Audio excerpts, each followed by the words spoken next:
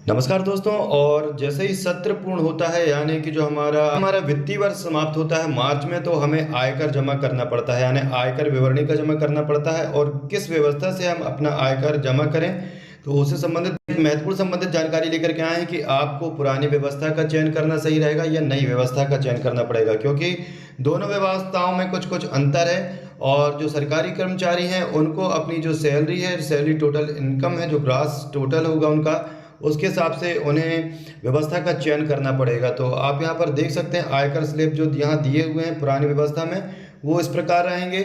और जो लोग कटौती वगैरह लगाते हैं तो उनके लिए पुरानी व्यवस्था ज़्यादा बेटर होगी देन द जो न्यू व्यवस्था बनाई है। तो हम दोनों व्यवस्थाओं को देखेंगे और आपके लिए कौन सा सूटेबल होगा वो भी देखेंगे। वीडियो को शेयर कर दें, चैनल को सब्सक्राइब नहीं किया तो चैनल को सब्सक्राइब जरूर कर लें। तो ये पुरानी व्यवस्था आप देख सकते हैं।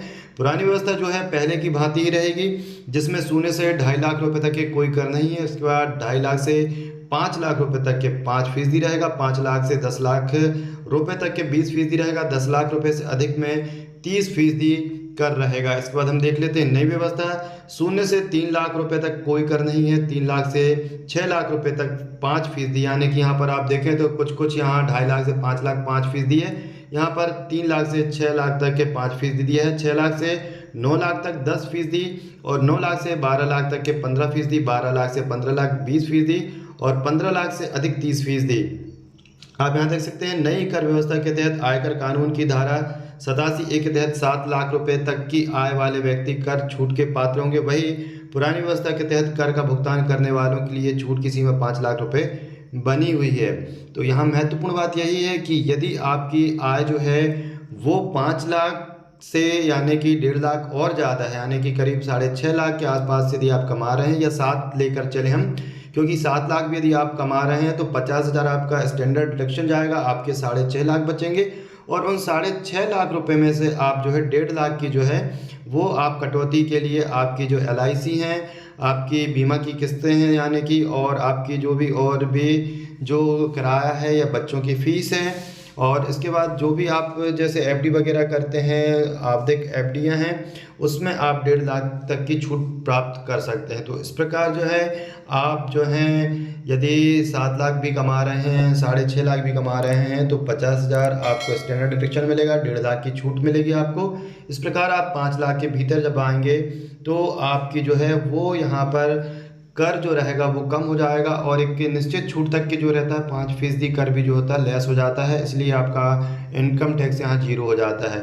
लेकिन यदि आपकी आय जो है वो अधिक है, यानी कि आपका स्टैंडर्ड डिडक्शन होने के बाद, सब चीज़ें होने के बाद भी 7 लाख से यदि कम नहीं होता है, तो आप चाहें तो नई व्यवस्था के अंतर्गत कर सकते हैं।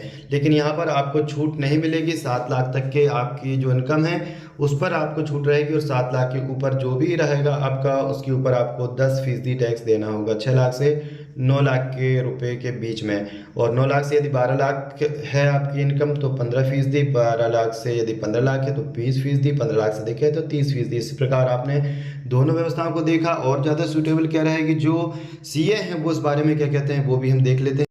तो यहाँ पर एक चार्टर्ड अकाउंटेंट हैं, और उनका जो कहना है, उन्होंने जो अपना गणित बताया है कि आयकर विभाग इस द्वारा इस वर्ष से इनकम टैक्स पेयर के लिए नया टैक्स रिजीम और पुराना टैक्स रिजीम दोनों विकल्प हैं। इनमें से प्रत्येक रिजीम में विभिन्न टैक्स स्लैब, छूट और कटौती की सुविधाएं प्रदान की जाती हैं। नया टैक्स रिजीम में कम टैक्स स्लैब, कम छूट और कटौती। तो आप देख सकते हैं कि नया जो टैक्स उसमें रिजीम में कम टैक्स है, कम टैक्स स्लैब हैं, कम छूटें हैं, और कटौती भी कम है, मानक कटौती और कुछ छूटें हैं। जबकि पुराना टैक्स रिजीम में अधिक टैक्स स्लैब हैं, अधिक छूट हैं और कटौती भी हैं, और कुछ अन्य विशिष्ट प्रकार की छूट और कटौती भी हैं। कौन सा रिजीम चुने यह आपके आय स्तर, निवेश, कटौती और छूटों पर निर्भर करता है। यदि आपके पास जो कटौती यानी कि आपकी LIC वगैरह, और जो आपके जो डिडक्शंस हैं यानी कि आप बच्चों की फ़ीस वगैरह मिला करके, और करीब आपके जो LIC हैं, मेडिकल बीमा हैं, इनमें यदि आप छूट ज़्यादा प्राप्त कर सकते हैं तो आप पुराने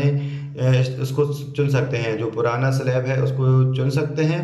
और ये आपको विचार करना पड़ेगा, आपको विचार करना चाहिए। जैसे यदि आपकी आय 15 लाख रुपए से कम है तो नया टैक्स रिजीम आपके लिए बेहतर हो सकता है। और यदि आपके पास जो है वो कटौतियाँ कम हैं और यदि 15 लाख से आपकी आय कम है तो आप नया टैक्स, क्योंकि उसमें 7 लाख तक की आपको कोई टैक्स नहीं देना है, 7 के ऊपर ही आपका टैक्स लगेगा। तो नया टैक्स रिजीम आपके लिए बेहतर हो सकता है। लेकिन आपके पास में यदि आप कटौतियाँ के लिए आपके पास LIC हैं, बच्चों की फ़ीस वगैरह हैं और अन्य कई प्रकार की 80C और 80C जो कि तहत जो आप कटवा सकते हैं कटौती, वो यदि आप करवा सकते हैं तो आप पुराने रिजीम में भी जा सकते हैं। यदि आप विभिन्न प्रकार के निवेश करते हैं और कटौती प्राप्त करते हैं तो पुराना टैक्स रिजीम आपके लिए बेहतर हो सकता है। यदि आप विभिन्न प्रकार की छूट प्राप्त करते हैं तो पुराना टैक्स रिजीम आपके लिए बेहतर होगा। तो अब आप बताइए कि आपके लिए कौन सा रिजीम जो है वो बेहतर होगा, कमेंट बॉक्स में ज़रूर करें। और कोई यदि आपको जानकारी चाहिए तो कमेंट बॉक्स में कमेंट करके पूछ सकते हैं। वीडियो को लाइक शेयर करना ना भूलें, चैनल को सब्सक्राइब जरूर कर लें, जिससे इस प्रकार की जानकारी मिलती रहती है। धन्यवाद।